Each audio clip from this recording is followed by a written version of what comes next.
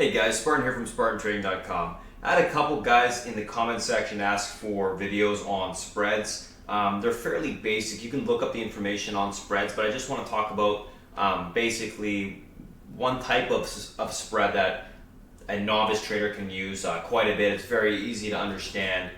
Basically what it does is it makes the cost of owning a certain strike or a certain option play a lot cheaper. So what we're going to be talking about today is just vertical calls and vertical put spread. These are fairly basic spreads. These are probably the first ones you're going to actually see or read about. You can just Google it, like what's a vertical call, what's a vertical put spread. They also may be called something a little bit different, but essentially they're going to be the exact same thing. And what they are is when you buy one strike and you sell a higher strike against it. The whole point of doing this is to make owning that contract cheaper. Yes, it does cap the amount of money you're going to be able to make on a position, but again, it's to do something more cost effectively. So if we look at something like, I don't know, for instance, Tesla, which typically has very expensive contracts, especially at the beginning of the week. Today's Monday, by the way. It is a short week, so we do have one less day, so they're not going to be as expensive as they normally would be, but they will still be expensive. Let's say I wanted to play something on Tesla. So I wanted to take some calls on Tesla to the upside for the week. So looking at Tesla on the daily, let's just, quickly, let's say I think it can go to $1,100 this week. Between, let's say, 1170 and 1100 bucks. I don't know exactly where it's going to go, but this is where I think it can go. I can put on a spread which can capture the move to the upside, but also be a much more cost-effective way of owning it. So let's say I just wanted to buy 1170 contracts straight up. So if I wanted to buy 1070 contracts straight up, let's go back down here. They would cost me $9, $9.90. Between the spread, let's just call it $9.60. But if I put on a vertical call spread, they're going to be a lot cheaper because I'm going to be selling a higher strike against it. So what a vertical call spread is I would be buying the 1070s in this case. And if I wanted to have a 30-point interval, I'd be selling the 1100s against it. So effectively, 960 debit, so I'd pay 960 for these calls, and I'd be shorting the 1100 calls at 575 against it. So the total cost of owning that spread would then be, let's just take a look, 960 minus 5.75. So the total cost would be 385. So you can see that it's much cheaper than just owning outright the 1070s. Especially if you don't think it can go much higher than that $1,100 area. You're paying $385, you've got 30 points of room to the upside. I mean, the risk reward on that is fairly skewed to the upside. We're talking a 6.8 risk reward. So that's pretty darn good if it works and it maxes out.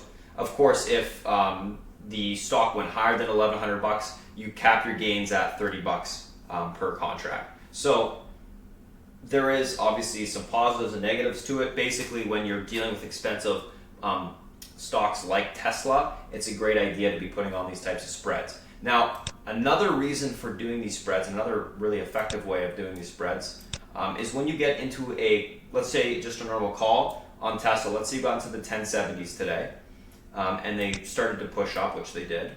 So let's actually just look at the 1070s. You don't necessarily have to put on that vertical call spread right away. You can put it on later. So if you got into the 1070s and it started to push up, and let's say you had them at, I don't know, 393 today, started to push up, they went all the way up to $8. If you wanted to, you could then look at the 1100s. You could then look at put on the vertical spread later on.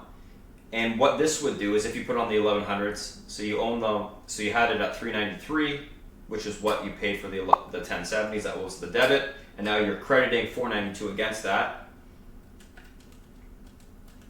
You're going to walk away with a credit of basically $1. So no matter what happens during the week, you're going to walk away with $1 in profit on those contracts. So if the contracts don't end up going between 1070 and 1100 bucks, you're still going to make $1. So you're basically locking in those gains no matter what. But you're also ensuring that if it does go higher, you can make more money on that spread because it could potentially max out at 30 bucks, right? So there's a really good effective way of basically controlling the risk reward, especially on these stocks where you get a ton of premium coming in. If you're buying one call or buying one side of it and then you want to short another side of it at a later date. And the reason, by the way, guys, that we call it a vertical spread is because you're buying one strike, just whatever 560, whatever this is here, and you're selling the higher strike above it. So vertically, you're locking in, or vertically you're ensuring that you're going to be able to make from this to this area. So if we're talking on Tesla, 1070s to 1100s, it would be the same thing. So effectively, that's what we're looking at visually.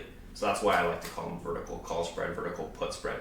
Put spread would be the exact same thing to the downside. You'd be buying the first put. So let's say we're buying Tesla.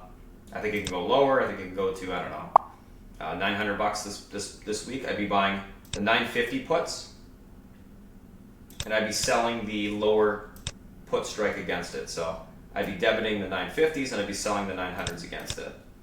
And effectively, that would be my max profit within that area if it got all the way down to $900. If it goes past it, I just, I get maxed out at $50. But yeah, that's how it works. Vertical call spread, vertical put spread. You can Google it, look at Investopedia. Great free resource.